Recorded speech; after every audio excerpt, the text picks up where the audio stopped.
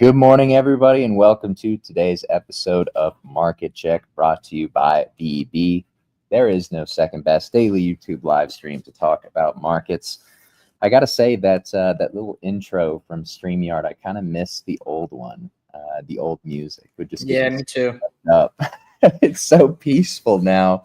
But yeah, guys, welcome to today's show. We're going to have a great cook session for you all. Happy Tuesday of what is, as we were discussing yesterday, going to be a very busy week for markets. Lots of macro events, maybe lots of volatility, but certainly plenty of things to discuss. And we will get to that more here in a little bit more detail in just a second. But before we do that, I'm Snorlax. You guys also know me as Tommy. I'm joined, of course, by Chef Jackus and Louis Tuesday, his special form, Tuesday Louis.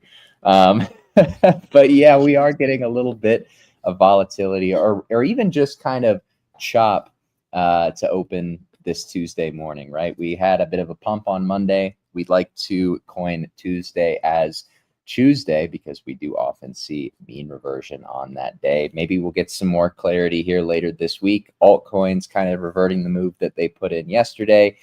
Equities, kind of reverting the move that they put in on Friday and on Monday. But the true directionality, of course, we will discuss throughout this show. And I'm sure we'll also get more clarity as we have more. I know how unsexy it is to talk about these macro events, FOMC, Bank of Japan. They will be important. But before we can go more in depth and discuss kind of the implications of these things, you know what I'm going to ask you. Can you smash, slam, destroy, annihilate, whatever adjective you need to use to hit that like button for us? We are always ever appreciative when you do so. And of course, you help grow our channel in the process. But nonetheless, guys, we are going to cook for you no matter what. As we said, I know how unsexy it is to talk about macro events, but when we talk about what's actually driving price action this week, what are those things? It's probably going to be the way that big tech trades. It's probably going to be the way that things like equity volatility trades. And it's ultimately going to be the way that rates ultimately move, right? The 10-year, and more importantly, things like USD JPY, right? What are they going to do over in Japan? We know what happened last time in August when there was kind of a deviation from expectations over there. And so for that reason, I would say the Bank of Japan rates decision that we have tomorrow, I think it's tomorrow night. It might be tonight. I'm not entirely sure. It will probably be a little bit more of importance than that of FOMC and Jerome Powell. I know that Jay Powell loves to take the majority of the headlines, but no, I think this week we're probably going to see a little bit more importance from the Bank of Japan, specifically how it's going to relate to market liquidity. So yeah, I mean, we've just kind of been bleeding here for the last few weeks in equity markets. And I made this comment to our Discord yesterday. I kind of sum up the sentiment that we're seeing from stocks right now as, the current administration has been saying, we want to push deflationary economic policies until interest rates come down. And thus we watch the 10-year. And in the meantime, the market is saying, we don't believe you. And the Trump administration then says, okay. Sorry if you guys hear a bit of a siren outside. There's a fire truck going by my window. But that was Butters. It might be Butters. You never know. And of course, the market still does not believe what the Trump administration is saying. I guess we'll see kind of how that dynamic continues to play out here over the next few weeks, the next few months. Ultimately, what we do want, though, we are seeing some of these long-term thematics come out, though, right? The dollar is coming down. We need that for them to be ordered to stimulate. We need now, the next step is to get interest rates coming down as well. And that will be, in my opinion, the big catalyst for risk assets to begin their reversion northward, right? But yeah, I mean, those are my opening thoughts. I'd love to know what the rest of the panel's thinking. Again, I know how unsexy these macro events tend to be, but unfortunately, a week like this, they're definitely going to be having some significant influence on price. Yeah, I miss the days when we didn't have to worry about FOMC meetings. It's just It's frustrating. I feel like when I first got into crypto, like I didn't, for the first 3 or 4 years, like I didn't even know what that was. And now since like 2022 to today, last 3 years, it's just like every couple months or every month or so, or a month and a half, we got to prepare for these, these meetings. But they do have a large impact on the markets. Worst comes to worst, we just kind of hear more of the same out of him. I still don't know if it's good. You're lucky. More of the same rhetoric out of Jerome Powell, I think is probably the worst case scenario, right? So not really giving any new guidance moving forward, which I think the market's looking for. I think the market's looking for that. If you're looking at equities and stuff like that, low cap stocks are looking towards that, and so are our high risk beta assets that are crypto, right? So more of the same. I don't know if it's horrible, right, but it's not great. But I think if we start to see more of a change in tone or any hints or possibilities of switching tone from we're not looking at lowering rates anytime soon to, okay, we might start looking at the data and looking at possibility of that down the road, I think will light a spark under these markets. So looking for that tomorrow, right? And again, worst case scenario, we don't get that, and we're at the same spot we are now, right? And we got to wait another month or two. But I think regardless, the markets are kind of have priced a lot of, nothingness in, right? No rate cuts or minimal rate cuts. I think that's being priced in as we speak. Looking at the S&P and stuff like that. So kind of how I'm looking at it. Right. I'm not expecting him to come out and say, yeah, we're going to cut rates X, Y, and Z at this point in time in this amount. But it would be nice to hear some slight change in tone from, no, we're not looking at that. We're not, seeing that anytime soon to, okay, we might start considering this as a possibility sometime in the future this year. Right. So that's kind of what I'm looking for towards tomorrow. Until then, probably more chop. More pain, more time-based capitulation, like Jackus says. Just like boring people out after big moves to the downside. The big moves, they weigh on you, but what weighs on you more is when you have the big move down and you kind of just chop sideways and don't really move much for a while. Right, that's kind of more pain, in my opinion. That kind of weighs on you more mentally as well. So I think that's what we're seeing. But I think, we will see tomorrow mark a pivot point as it usually does. Does anybody know in the comments whether or not the Bank of Japan decision is tonight or is it tomorrow night? Because I know it happens on the 19th technically, but that could also just mean that it happens tonight because Asia's session is tonight. Maybe the comments can help us out with that. But yeah, I think as far as rate cuts go, I mean, that like I said in the intro, I really feel as though that is going to be the catalyst for risk assets to begin like really trending upward again. Because as long as yields are, and we're talking specifically about something like the 10-year here, as long as that is remaining as elevated as it is, it's going to put pressure on risk assets and just kind of liquidity in general. So I don't think that it's coming down yet, though. I want to say I know it's kind of a contrarian take, but I'm beginning to think that we're not going to see any rate cuts until probably this summer. One thing that Louis mentioned, like, oh, I hate these times when we didn't have to pay attention to FOMC. I mean, yeah, like back in the day, that really was the case, and I think it can still be till today. Like, it's not that people have to care what Paul is saying, but I think it adds another good layer to look at the market from a different perspective, to look at confluences and enhance your trading knowledge. But I also think that you like technically you can just follow BTC price and that's it, right? Like we do not have to look at anything else. But again, I think the more information you have, and obviously you do not want to get overwhelmed by the information, right? Like there is a analysis paralysis term, not by coincidence, but yeah, if we can digest that information well, then it's a useful one. And I agree also with the fact that probably the most bearish outcome of the conference would be if he didn't really tackle anything and he would just be like, yeah, see you next meeting, we are data dependent, right? He should be saying, yeah, I am acknowledging the stock market drop, I'm acknowledging the risk, and we are looking to start, I do not know, decreasing in the rates in the near future, something like that. He doesn't, like, there is a 99% probability he won't be or there will be no cut tomorrow. I do not think it's necessary, but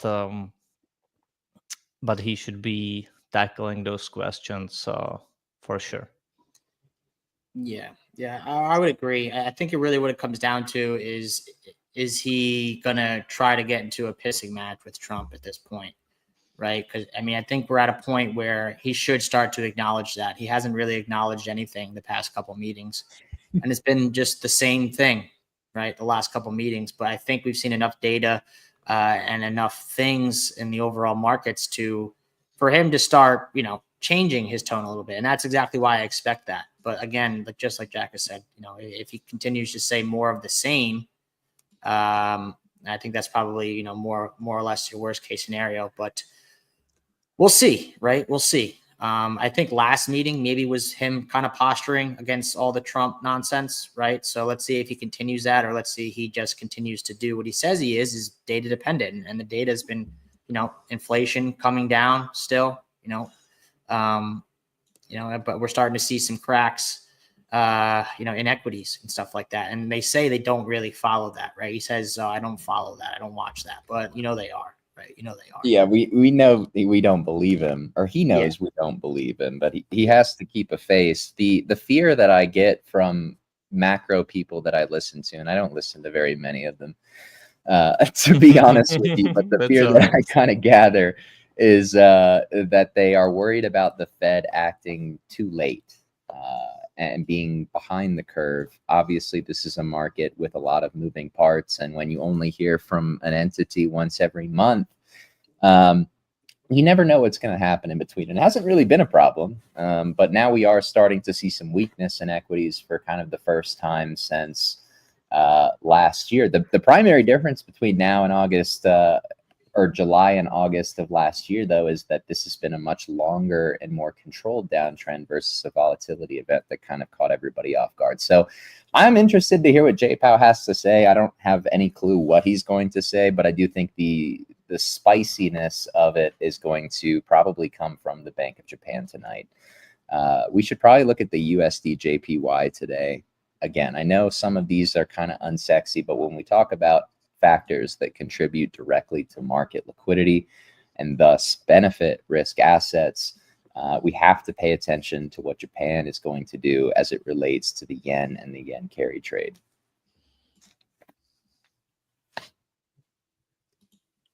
Indeed. We could definitely look at that. It's not a chart that I've looked at in the past. I don't know if that's something you guys want to pull up. I could totally pull it up, but it's not really something I watch or track or know much. Well, it's not really doing anything today. Okay. I just think that it's, does looking at the DXY give us any, insight when it comes to that or no? You'd probably see it materialize through, ironically, dollar weakness. Yeah, we've kind of mentioned before how what we want to see is the dollar coming down. What we don't want to see is just like an uncontrollable downtrend, because then you see a bit more pressure on, the kind of the way that things are collateralized under the hood, which obviously led to to August last year. Yeah, but I mean, we've been seeing the dollar break down, which usually, in history has proved to be, a risk-on signal. But it has been a pretty big downturn, right? So seeing a little, bounce or something like that, maybe going into tomorrow, seeing a more constructive downturn wouldn't be so bad, right? I don't think that would be horrible. Like this dropping off a cliff in a straight line continuously, although I've been looking and watching for the dollar to drop. I agree. I don't think this dropping in a straight line is great. I would like to see a more like systematic, downtrend. So if you pull up the USD JPY, Louis, we can see in August kind of like the difference. Obviously the downtrend was what you'd expect to see from a crypto chart, right? Where you had the big wick down very quickly. That was kind of what led to the that capitulation event at the time. We've had a controlled downtrend. When it's controlled, there's nothing wrong with it. But when it's a rapid decline, obviously that's not so good. So do we want to see this drop? You do, but just not rapidly. It's kind of like a fine line. Well, because whenever something is dropping rapidly or skyrocketing rapidly, it usually means there is something cracking somewhere, right? That's the nature of very quick moves. Yeah. I mean, this looks pretty distributive to me. This looks like a blow off. This looks like a possible complacency shoulder. But again, not something I track a lot. Just looking at this from a naked view. But I mean, this could easily, continue to climb, Well, the Japanese yen is kind of fucked for eternity when, they will have to keep printing more and more. But obviously, locally, we see that they've been hiking their rates for the first time since 2008.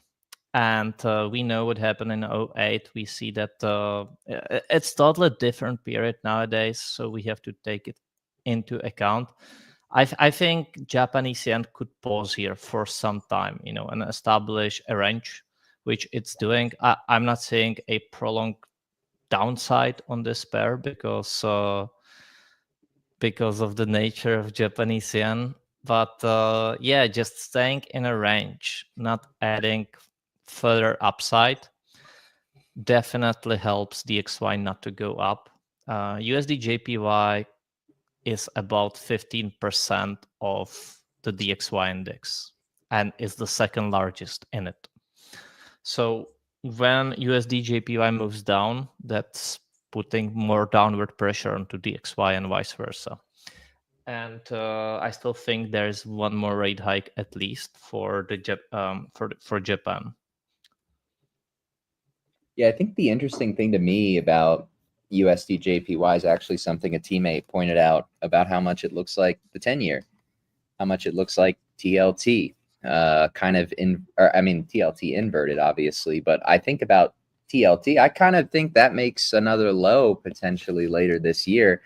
I'm uncertain on what to feel on the 10-year at the moment, but if that's the case, do we see this go make a new high? I don't know. I think it looks maybe a little bit weaker, but it's tough to discern. I'm interested to kind of see how this all fits together. But yeah, there's no doubting that it's very important for risk assets, and that's probably a good spot for us to pivot to some of those risk assets, right?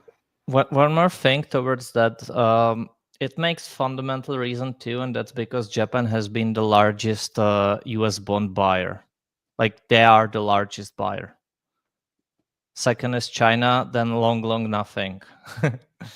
So they've been buying the US debt with printed Japanese yens, basically. Makes sense. And now they're selling the bonds. So the treasuries go lower. Yeah, they are selling and they are not adding new. Is Palau going to absorb all of all of their treasury sales?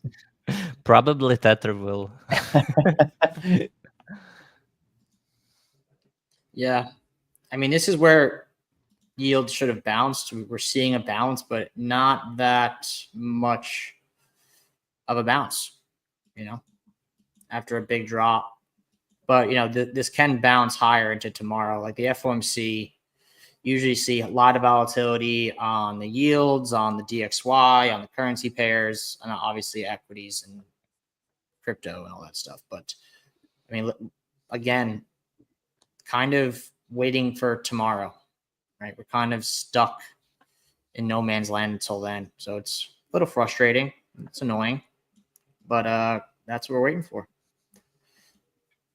Yeah. Unfortunately, rates are driving the markets and volatility is driving the markets, and we're not going to get more clarity on that until likely later this week. But I would like to look at some of the charts that will be impacted, obviously, by these decisions. Right? Let's look at some big tech charts. Let's look at some crypto charts.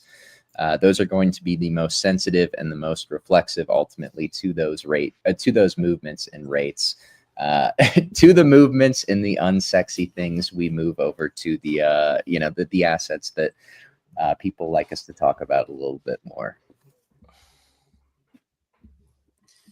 Yeah. So Nvidia, trying to put in a bounce here, right? Trying to put in a bounce. If you're a bull, you really don't want to see this low lost. You want to see this be your low. You want to see this be, higher low or rejection trying to get into here. And you ultimately want to see price start to reclaim this local structure, this local uptrend that we've been putting up here on the lower end extreme, right? If you do get back inside this structure, I think Nvidia has a great shot to start climbing back to the upside and coming into these, this horizontal resistance above, right? So kind of stuck in no man's land, just like a lot of charts, right? At big levels where we need to see a move, but looks as if we're waiting for tomorrow for clarity. Like the market's waiting for that. So this is kind of how I'm looking at it. You could even look at it like this as well, just. Yeah, usually the days before FOMC, and especially when you have FOMC and Bank of Japan policy rate decision, which is super rare, the market usually doesn't move much. From my observation, it's people having lots of hedges. And by the way, Tommy, I'm not sure if you know this, and I know you're into options a lot, but do you know that we've seen the largest option interest in history in the past week? I totally believe it. That's been a big trend, like an increasingly growing trend since 2022. I think a lot of that has to do with the rise of zero dated contracts. Just gives kind of just gives so much flexibility for these entities. But I think at the same time, it really exacerbates the volatility that we can see intraday. And we've definitely seen that over the last like 2 or 3 weeks. I'm sure you guys have noticed how many times we've gone like green or red 1.5% to 2% to swinging back the other way. It's kind of surreal to see a little bit, but we did have I see Dorito already pointing it out in the comments. VIXpiration was today. So I think that gives VIX and volatility maybe a little bit more freedom to move, whether that be up or down here over the next few days. But OPEX will be important. I think if we can rally into Friday, rally into next week, you've set the stage probably for a multi-week rally through markets. And how that materializes, obviously, we'll have to see. It's going to come down to rates, et cetera, et cetera. But I think at the very least, the fact that, of course, we have VIXpiration happening on a day where the BOJ is going to be making a decision later today. So funny how that works. Funny. Coincidence. Yes. No such thing. They just like to throw everything at us. I know. You guys want to hear something else that's funny? I think the April OPEX, it's like super meaningful for options, and especially for like volatility. And I think that's supposed to be like kind of the last bearish pressure that we see on markets for a few months at least. And ironically, it falls very, very closely with the ending of like Venus retrograde, which we've kind of talked about a little bit in private. That does have some influence on markets. Typically, you see a lot of movement in interest rates during those periods. So yeah, just kind of funny how it all shakes out. I guess you can make the determination on your own if it's coincidence, if they're all tied together or not.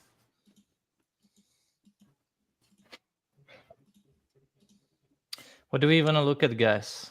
I'd like to look at Tesla, actually. This made me laugh. You guys have seen Dodgeball, right? Now he's a philosophizer. Oh, man. If you know, you know. If you don't know, I probably just sounded like a complete idiot. But I think Tesla is still a really good indicator for retail bull sentiment. And I also think the chart looks an awful lot, at least like this uptrend and resulting correction has looked a lot like ETH. So I'm kind of comparing the two for that purpose. Wait, what does it remind you, Tommy? I feel like this recent move higher on Tesla and the resulting correction reminds me a lot of Ethereum. It reminds me way more of Pepe, if I'm being honest, looking at it right now. That entire structure, yes, I definitely agree. That entire structure, looking at it right now. Maybe Louis, you can put Pepe down below on a secondary chart, on a secondary one, because they did not happen in the same time frame. Just Pepe USD. And then zoom out on maybe you can put like a daily, yes. Maybe even, yeah, and put it out of the log. I think you have it on log, maybe. No, I think already. No. Yeah, they really do look very similar. And then, yeah, I think you might be starting to see it. Obviously, the topping formation is slightly different, but yeah, I think I think you guys are able to see that. Here? Obviously, like the middle leg, right, in 2023, that bottom for Tesla went way lower.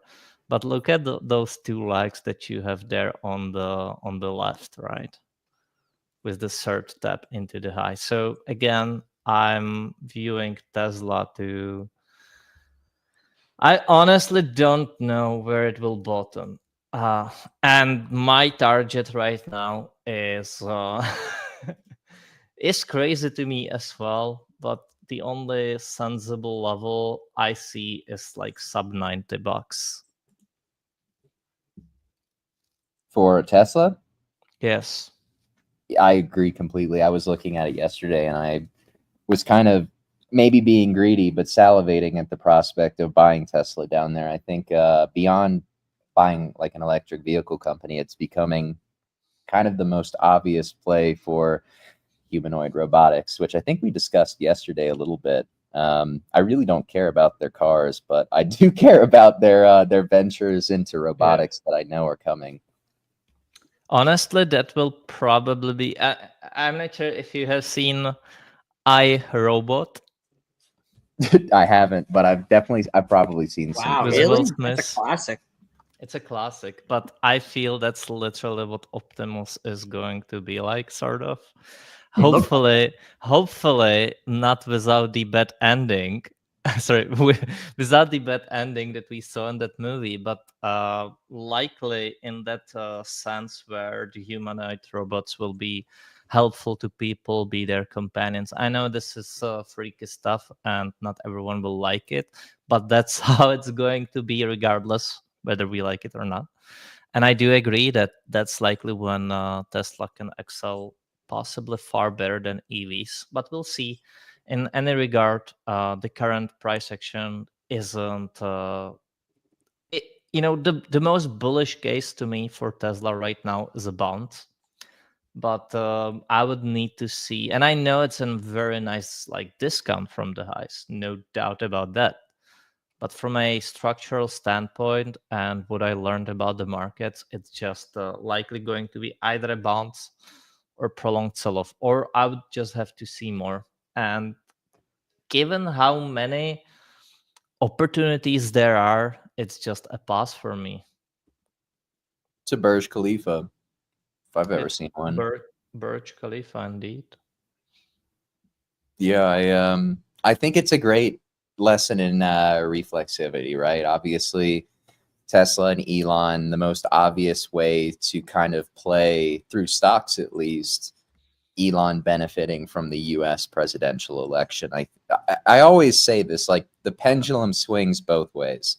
And when you have that huge, like, I mean, look, Tesla blew out. It almost ran up 200% in 2 or 3 months. The pendulum will overcorrect at some point, and that will, in my opinion, be probably a long-term, probably the most attractive long-term buying opportunity that Tesla has afforded in like 5 or 6 years. Indeed. Yeah. I like this comment. Yeah, it will be helpful to them. Yeah. Yeah.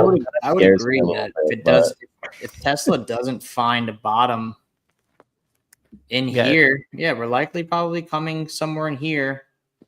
If it doesn't kind of stop on a dime, in this area, right? Get back inside. Yes. We kind of saw that. Like I was just looking at the RSI. Last time we saw the RSI on the daily come this low was here, but we did trickle lower. Right, we did, we marked the bottom, you saw a little bounce, and then you just saw continuation for, another couple months. But we did front run the major kind of level, got back inside. And then when you lose a major structure, you get back inside and you get price acceptance, which, multiple days trading back inside, I would consider that price acceptance. You do see the big moves up, the spring moves back to the upside. And probably one of my favorite setups. If you guys follow me in the Discord and stuff like that, I love these deviation back inside setups. So we'll see, right? You're at a big gap, right? This is like the gap that started this run. We literally came back and retraced the entire move. So, it don't really, again, it comes down to tomorrow. What's the major new, like, what are we going to get out of tomorrow? If we get good news, I think we see a lot of bounces across the board, but if we do see a bounce in Tesla, is it just a little bounce before, rolling over a little more and then either coming here or deviating back inside? You fully retrace the move. You start losing structure. People get even more bearish on Tesla. Front runs the major levels, get back inside and goes. So that's how I would look at it. Chim strikes again. Chimp wants to come on Market Check today. We'll have to shoot him an invite in like 10 minutes. Not to discuss this comment, of course, but for actionable market analysis. That future is scary, man. That is a scary future. It's going to happen for like 30% of population, like on a daily basis, and maybe 95% of crypto. Yeah, that's for real. I really think, guys, though, when you oh wait, what were you gonna say, Jackus? I was gonna ask if when you talk to the AI, do you say like please and stuff like that? Are you like polite? I'm nice. Anytime I go in the chat GPT, I'm like, hi, how are you? How you doing today? I am not nice to Siri on my phone, but I am nice to Chat GPT and Grok. Yeah, me too. Yeah, you never know. But angry to a woman, but kind to a chatbot. Okay. Oh my God. I was gonna say on a more serious note, I do think that you will see some of crypto's utility inevitably realized, though, when we see the rise of, like, I don't even want to say like the rise of machines, because I don't think that's a great way to characterize it. But as AI and robotics become more and more ingrained in our daily lives, I feel like it just kind of enhances the use case of having decentralized money that robots can't really control. But I guess we'll see. That's very, very far away. No, the AI, I mean, the AI already said that like its preferred choice would be some form of digital decentralized currency like Bitcoin. Really? Yeah. Well, I saw Elon talking about, I mean, I think it's very idealistic and unrealistic, but he was basically saying we won't need money. There's just kind of going to be things with that have a like an actual scarcity that will have value. And I think inherently, if things are going to have value, you're going to need some form of currency to denominate in. But Yeah. you know, I think there is obviously a huge bull case for these assets that, you know, these machine currencies that will eventually see the rise of. But again, I hope that some of these things are very, very far away. Because it's kind of the uncertainty around what sort of world that would be is, I don't know. I hope that I don't have to like just see that transition occur very rapidly. That would be a lot of change very quickly. Yeah, I totally agree, because we can like that's very sudden change of facts or things in the current time, where throughout our history it's always been that innovation was so welcomed and so embraced, right? Every time you would get like a steam engine or something like that, it would be like, oh my god, it's amazing, so many new possibilities. But the thing is that all these, or crossbow, right, like that was revolutionary, crossbow. But and it's kind of funny when you look at it from today's lenses, but from back in the day it wasn't. But the thing is that all of these changes, they took tens, if not hundreds of years to happen, right? Like when you discovered fire and stuff, like all of that, going all the way back, all of that took so many years. But nowadays, the innovation and stuff being discovered is just so quick, and that quickness is what is so scary about everything. So I wouldn't even say that these new things are that, like, they're, I would say, even very positive, but that quickness is what's hard, because before you can before most people can adapt to new stuff, you already have something new coming in. So like you had people barely kind of adopting the internet, or like the browsers, and um, search engines and stuff, and suddenly you have already AI searching for you. And before you fully learn it, you'll have probably something new too. Brave new world. I'm going to choose to be optimistic about it, though, although the uncertainty around it definitely is a little scary. We did get a question about gold. Jackus, what do you think about the fact that it's just been absolutely giga chatting lately? Thoughts? Listen, some people say that gold has been ignoring the fundamentals and going on its own, and I would put it otherwise. I think gold is finally catching up to its fundamentals. So I've been saying this for a while, from 2023 basically. You will have a permabit from central bankers for years, because they've been deleveraging from gold since the 80s, and they had their lowest holdings since then. And the I, I'm not sure of the exact numbers right now. I know I have it somewhere, but the average holdings for a central bank is like 35% of gold. And during the best times, it reached up to like 60%. That was during the 70s. And during 2000, around the year 2000, I think it reached the lowest around like 10%.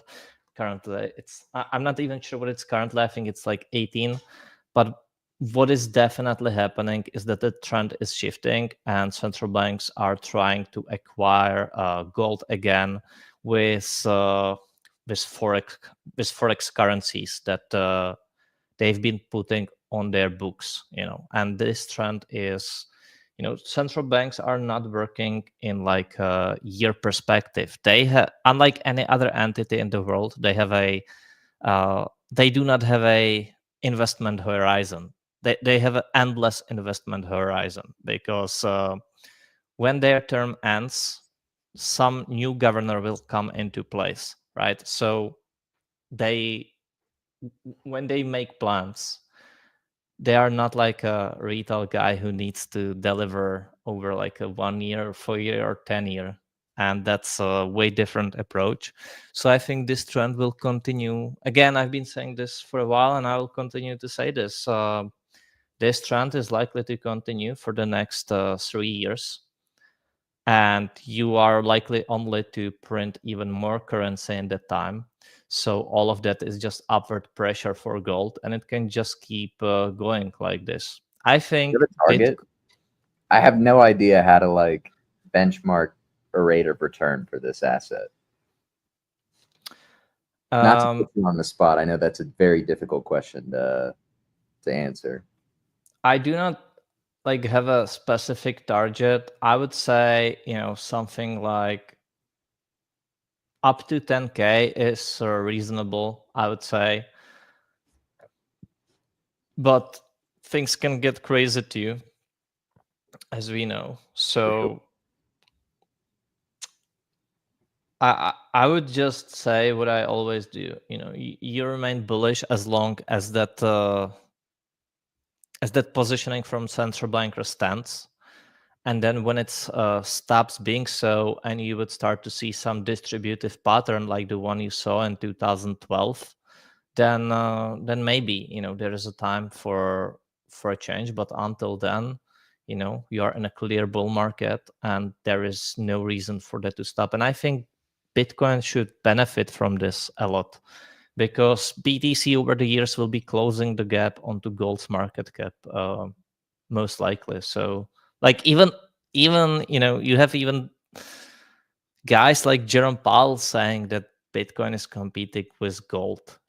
So I think that's your bullish case for BTC, by the way. I was just thinking about that. I mean, Bitcoin is only what, like a 10th, probably less than that now, of gold's total market cap. Let me check. Because I think gold's around what, 20 to 22 trillion total. Gold is 20 trillion right now, and BTC is 1.6 trillion. Jeez. The greatest catch-up trade of all time. So it's less than 10 times of it. Do we have a Bitcoin gold pair trade chart? It would be. We do. Well, I do for sure. Listen, lots of people have been trying to calculate like the price of BTC if it were at gold's market cap. What lots of people did not take into account was the rising price of gold in the time period.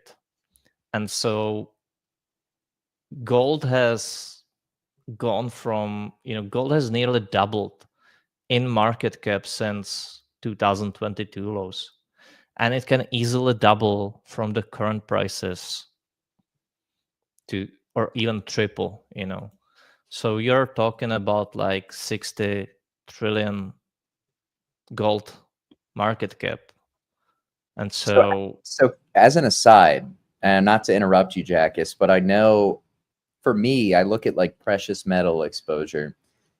Watches aren't really in an uptrend in the same way that something like gold is. I haven't looked at the price of like gold watches. I'm sure that might be a little bit different, but the watch market has kind of become increasingly discussed from what I can tell, and it's not being priced kind of in accordance with the appreciation of precious metals. Do you have any thoughts on that? On what? On watches appreciating? Yeah, because just because, you know, obviously there is you have to use these precious metals to kind of make a lot of these watches. I know there's a lot more that goes into it than that, but you would think that they would be somewhat correlated. I suppose they can be, yeah. Plus, so I would assume, I'm not an expert on watches. I would assume that it's going to be like NFTs to some degree, where you have a you will have a special collectible value for certain watches. Plus, obviously, it will appreciate over time with the price of gold. So it does make sense, but obviously you still need a buyer of these watches, and also you need to keep in mind that like, they just me kind of thinking out loud, but these watches have to they have to keep functioning, right? So for example, if you buy a collectible gold coin, if you were to do so, I think you have way lesser work with that one, as you can just put it somewhere, you know. So again, gold coin will serve, you know, it will go in price as the price of gold rises, but also due to its collectible nature. I like this take. I think Yeah. you guys are right comparing them to NFTs. It's just a wild guess, or like a, you know, wild take. But again, I do not have much alpha on watches, but that's sort of how I would be kind of pricing them myself. Yeah, I feel like they're more of a wealth effect asset, where like they benefit when people feel wealthy and have money to gamble on NFTs and jewelry and stuff like that. I would agree. Yeah. You know, and it happened last cycle too, right? NFTs didn't really start popping off until late in the bull run last cycle. And a lot of people wasted a lot of money trying to chase NFTs with their crypto profits and got wrecked. Right. I definitely fell victim to that a little bit. Well, I'm sure some of the watches held value better than the coins. Yeah. I wonder how so many of those trophy assets people feel now that they bought the NFTs for hundreds of millions and now it's worth few pennies. Well, obviously, exaggerating that a little bit, but lots of NFTs been like that.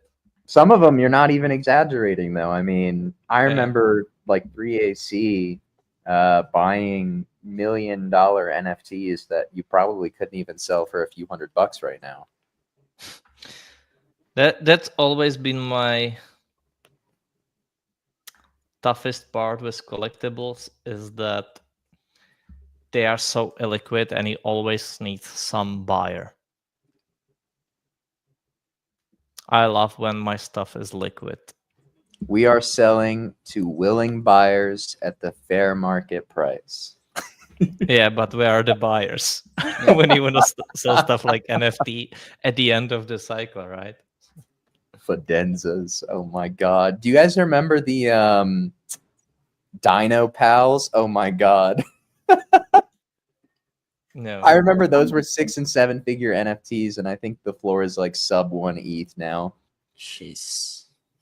Yeah, I'm glad I didn't go too crazy in that. You know, I dabbled. Okay, the floor price is 4.5 ETH. Still, yeah. But yeah, I would assume that's sort of what NFTs will have to be, right? They will be like a digital version of watches, basically. You know, you will have your favorite network that you like, whether that's BTC, eSol, or whatever other.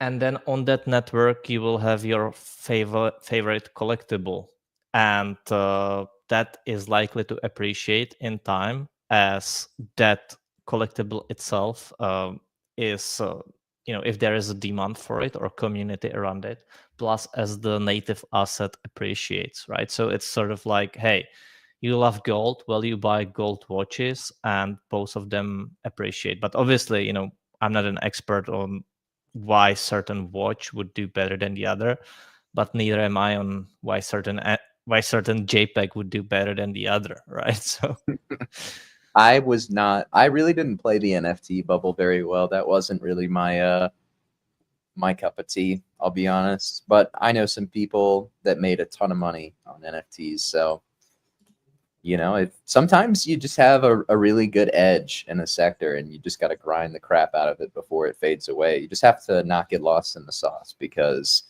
as we have seen with everything, they all come back down to earth, and the reflexivity of the resulting bear trend is equally nasty as the run up was awesome. Well, yeah. I mean, look at like the micro cap memes.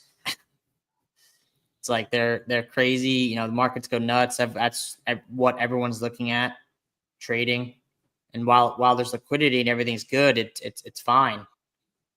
But look at a lot of these things now. A lot of these things are at the floor, if not lower, and there's little to no liquidity, even if you wanted to get out. It's kind of that representation of NFTs, except it happened with thousands and thousands of low cap on-chain meme stocks. Chimp, I do not love crossbow. It's just that I love that principle.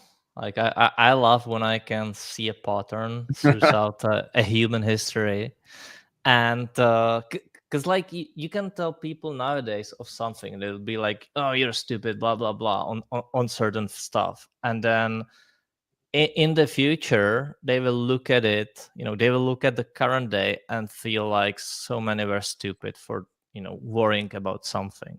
And I use that example so gladly because people nowadays look back then and be like, oh, that was so stupid, like why would people fear that? And but back then the people thought differently, and I think this will go through human history.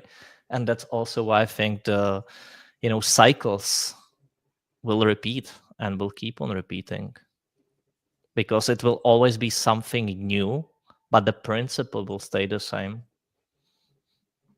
Anyways.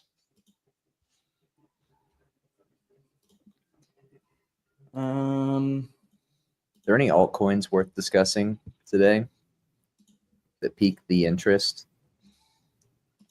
I know we haven't. I've seen lots of stuff on BNB actually pumping. Also, I was posting in my channel that gotta look it up now, but Binance Alpha 2.0 is coming, which is supposed to bridge the gap between centralized exchanges and decentralized exchanges, and it should add further liquidity to it. So I suppose you will be able to buy DEX tokens, but from a centralized exchange, and I think that's inherently bullish for the space. And I think BNB tokens are appreciating for that reason. BNB has a nice bounce. I feel like going heavy into BSC is going to be a nice play. I don't know when it's going to be. I do have a few on my watch list, though. I do think that the benefits of that Chinese liquidity is the obvious beneficiary is BNB. Do you think so? I'm not sure. I'm super bullish on China, but I'm not sure I'm seeing that China will, or like that Binance and BNB will benefit from that to a big degree, or? I don't think it'll benefit against the market if the market is showing broader weakness, but I do think if the market's even going sideways, it's probably going to be easier for some of these Chinese exchanges to get liquidity coming into them, which I do think can benefit BSC. But you know, it's kind of difficult to approach. That makes sense.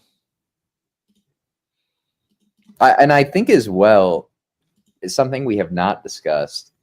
Obviously, the rise of Chinese equities decreases the need for capital flight from China into crypto. So I think that's kind of an interesting thing I'm watching. I don't really have any thoughts on it necessarily, but you know, maybe we have to see Chinese equities move higher before that wealth effect trickles into crypto.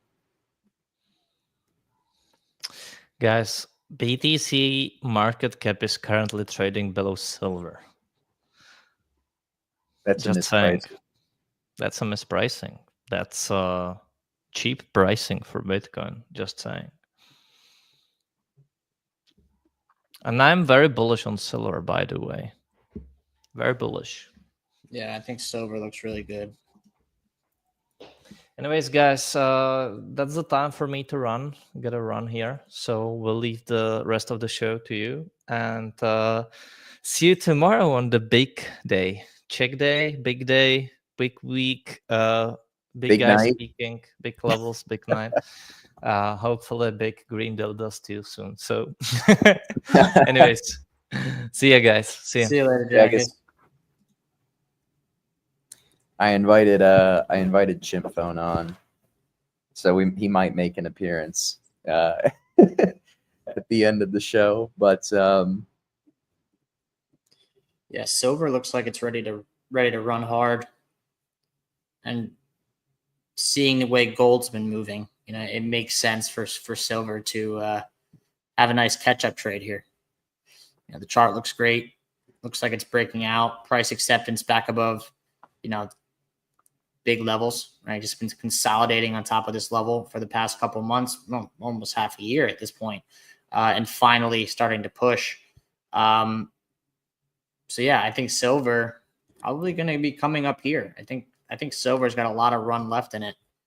And that would be the old all-time highs, damn, all the way back to 2011. So just looking at this like one big massive range, you know, you're only really at the mid-range right now. Right? You got a lot of room to run, and that's if it even stops here. Right? That's if it even stops here. But obviously, big target for silver, $48. that looks like a Chinese equity I was looking at yesterday, like almost the exact same. FUTU. They look so similar. Not that there's any correlation, but yeah, I mean, this trade's super clean. Yeah, respects the level super cleanly. And I think silver is due to have a big move, especially what we're seeing out of gold. That's why I'm positioned in this some silver miner exposure to kind of get some exposure to this silver move. I think we're going to see.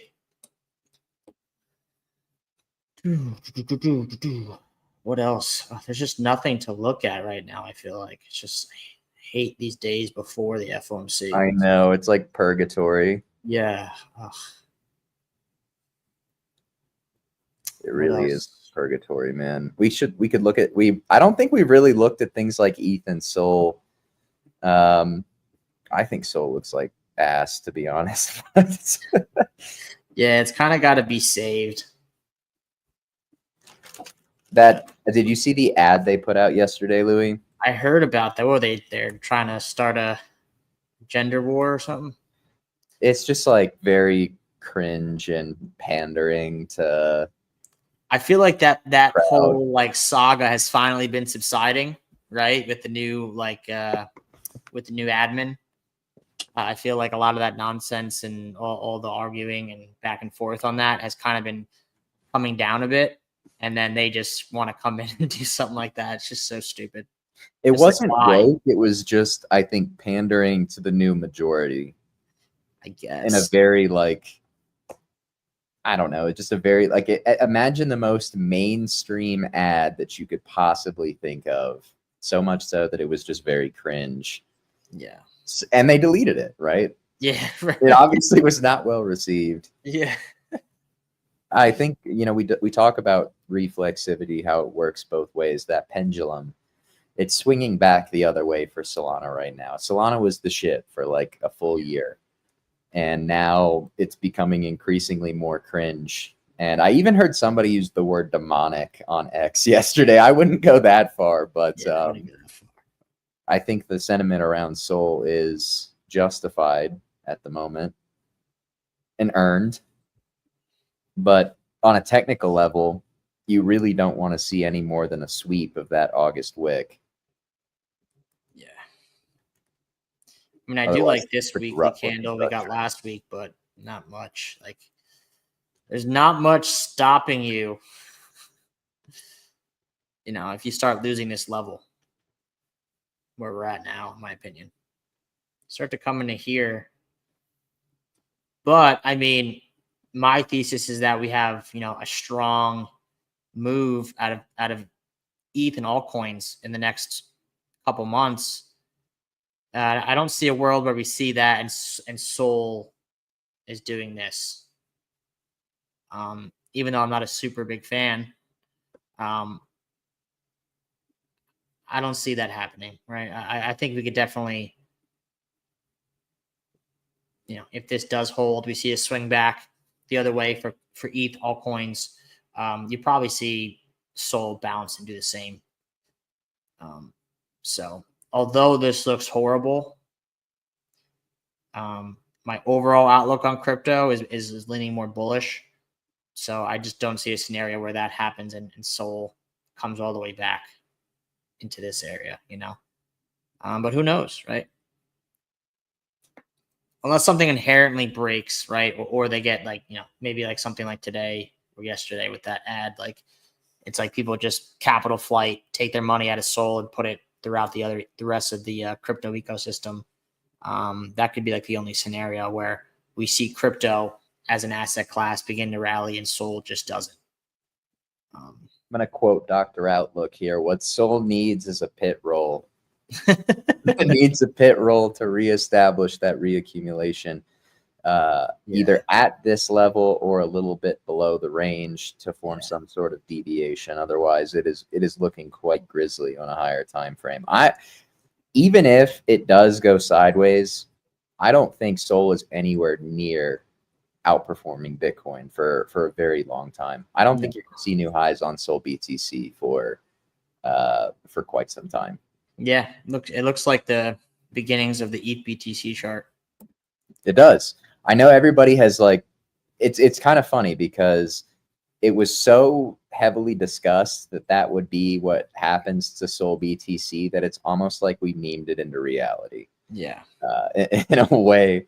But we do have some requests for Pepe. We can take a look at that. Like we were kind of saying earlier in the show, it looks a lot like Tesla. So whatever your bias is on Tesla, however you expect that to trade, you'll probably see Pepe do something somewhat similar. I think Pepe's, it's kind of like, I hate to sound redundant, but kind of all of these altcoins have to hold their respective levels or they're looking at some pretty deep pukes. Yeah. Yeah. Red zone is like do or die. Green zone is like, okay, being in here, like you're all right. You're at major demand. You have a chance of swinging back, but you start losing this red zone. This is like your last kind of line in the sand before you start retracing back to bear market levels. I mean, I'm hopeful that this does kind of bounce here. I do like the reaction we saw over the last week where we dipped into this red zone and pushed back up, right? So we're trying to reclaim this green zone. And if we do get a significant reclaim of this, right, yet pushing up into here yesterday was great, but, obviously seeing some selling today. So we can chop around here, but a significant reclaim, of this green zone, I think gives you the green light, no pun intended, for a bigger, at least a mean reversion bounce at the minimum for Pepe. So I like the reaction we saw, buyers stepping in at deep value levels. But we need to continue to see that. We need to start to reclaim this green zone. And if we do, I think we have a great shot of seeing a nice push back to the upside. So we just need to see continued strength out of this area, right? Because if you lose it, it's not looking good.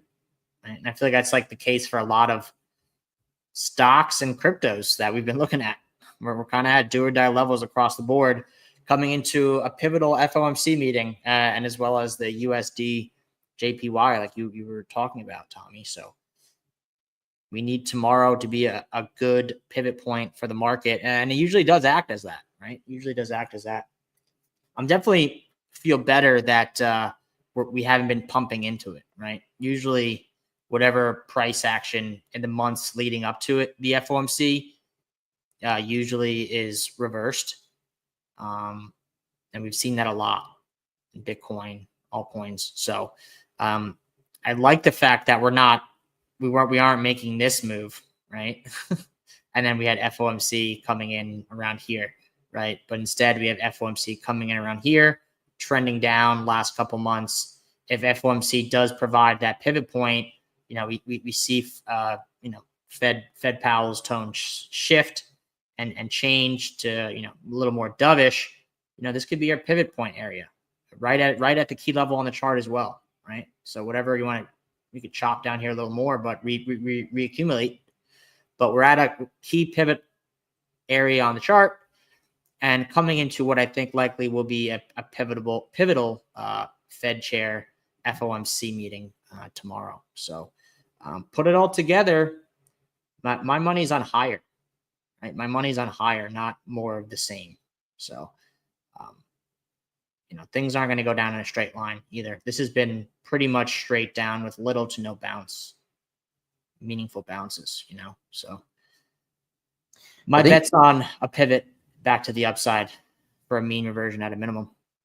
Louis, I think this is a good question for us to begin to wrap the show up on, because it is, I feel like it's a question that, at least for me, I am increasingly finding myself asking or trying to discern. And I think for me, I'm still viewing this as a mid-cycle correction across the board. I say that maybe not mid-cycle, but some sort of correction within a broader cycle, right? Yeah. And I base that off of the fact of kind of what we were talking about earlier when Jackus was on. Bitcoin will flip gold, in my opinion, at some point. I do think within that broader cycle, obviously we're going to see altcoins benefit.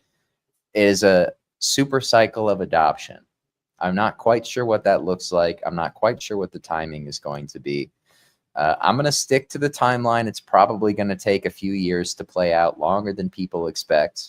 But as a whole, I'm still viewing this as a cyclical correction. Not to say that it can't get more skewed with as far as the current sentiment goes, but that's how I'm viewing it. I'm going to continue to say I don't think that viewing the market as statically as the 4-year traditional cycle, just because I say that because adoption isn't going to, like, real adoption is not going to occur on a specified timeline. It's going to come from a lot of different factors, right? Liquidity, necessity, and more.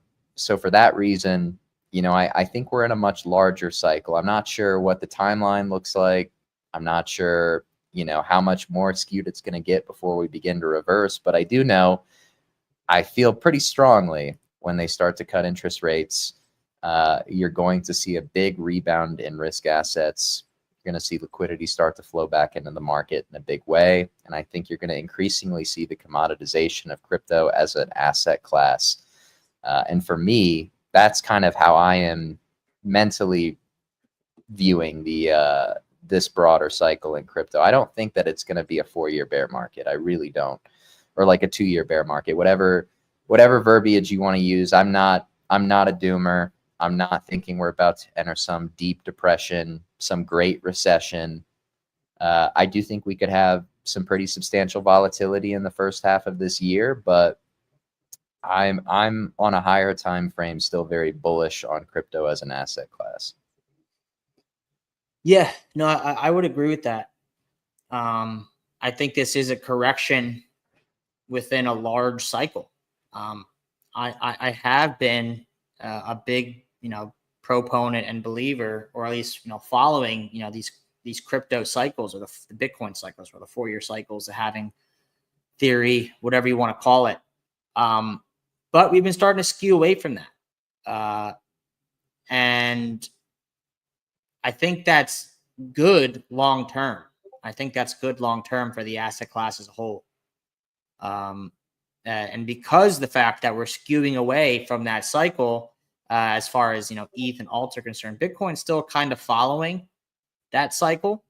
But the fact that we are skewing away from it, and what we're seeing as far as institutions, Wall Street onboarding not only Bitcoin ETFs, but ETH ETFs, and the slew of ETFs, altcoin ETFs we've been seeing constantly being applied for, and stuff like that.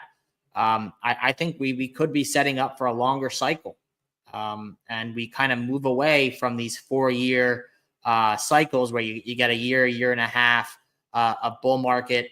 You get 75, 80% corrections across the board, year and a half, 2 years of bear market, and then you do it all over again, right? We've been doing that for the last 12 years. So if we are coming away from that 4-year cycle, and what I'm seeing as far as what's going on, who's onboarding, who's getting involved, what players are now stepping into this game that we call crypto, I think this is, although it's shorter term painful and annoying, I think it's setting up for a longer term run for this asset class. And I think once that happens, people could say all they want. Oh yeah, the cycle's over. No more cycles. That's great. That works to the downside, but it also works to the upside as well, right? So if the cycle's over, or the cycle theory's over, we're not following this cycle. That also means that we could see longer durated bull markets and asset appreciation in crypto, right? Instead of trying to lock in all your gains and capture like a year's worth of euphoric, mania price action, maybe we transition to that longer term chug higher with smaller corrections along the way. And I'm totally fine with that, because I'm here for crypto for the long game, right? I'm working in this asset class, investing in this asset class, because I think we're on the precipice of a brand new emerging asset class, right? And we're still in the early stages. So I believe, yes, I would agree with Tommy. I think this is a mid or some sort of correction within a larger term trend, or an introduction to an asset class, to Wall Street and to the rest of the world. And that's what keeps me bullish, right? Long term, right? As much as, I'm a trader and analyst and stuff like that, I also think we should be more so long-term investors, right? In technology and innovation, which crypto is, right? So sure, there's things that go up and down within months or weeks or even like a year. But longer term, looking back, we've talked about this before, looking back at the .com, looking back at internet stocks, they had massive runs, right? They came back down, and then the right ones, the right companies emerged, and they've just been trading up and to the right for decades now, right? So that's where I think we are. So yeah, short term, last couple months, haven't been great. A lot of gains have been given back, but longer term, I think we're going to look back, and these, the right tokens, this is going to look like a little blip, and probably people will be looking back as probably one of the best opportunities to get involved in this asset class before Wall Street and big money kind of enters the game. Yeah, I think for me, crypto has probably hit its maximum point of saturation relative to other assets when Bitcoin flips gold. For me, when that happens, you are probably not going to see, at the very least from Bitcoin, any more price appreciation for a long time. Or rather, you might see something like what gold did, where it ranged for a few decades. I think for me, that's how I'm viewing Bitcoin. Maybe we see the great altcoin rotation come after that. Maybe it's before, I'm not sure. I guess we'll get more answers here over the next few years. But yeah, I think it's a great way to end the show. I think yeah, good for perspective. I'm not losing sight of the forest through the trees. Yeah. Even despite the fact that locally speaking, I might be a bit of a bear. But with that said, I think that's a good spot to wrap up the show. Like I said, if you enjoyed anything that you heard today from me, from Louis, or from Jackus while he was on the stream, you have the opportunity to join the family or even get insights from the team on a daily basis, guys. That starts with our premium Discord. Come check out all of the insights and analysis from the team, as we get 4 to 5 hours of calls every single day for our subscribers. That is not an exaggeration. We also give, obviously, our intimate analysis as well as real-time updates on how we're viewing the market and at times even our positioning. Of course, we were nice enough to package this together for a discounted rate with your go-to tool for this cycle, which is the BB Terminal. So whether or not you are a long-term investor looking to ride the wave of a potential Bitcoin or crypto larger cycle, whether or not you are a more active trader on lower time frames trying to capture some of this volatility that we've seen over the last few weeks, and of course, whether or not you are an on-chain or looking to capture some of the inefficiencies and opportunities in meme coins, AI agents, or whatever the new narrative of the on-chain trenches may be. We will soon have the tool for you as well. But for the former two, we already have the tool for you. So come check out the BB Terminal, guys. I can't promise that it will be available at these prices forever. Of course, if you're looking to hone your educational base or even reach trading level mastery, we have a solution for you as well. Come check out the BB Academy. Come learn from the team how we analyze and approach markets and even how we trade them.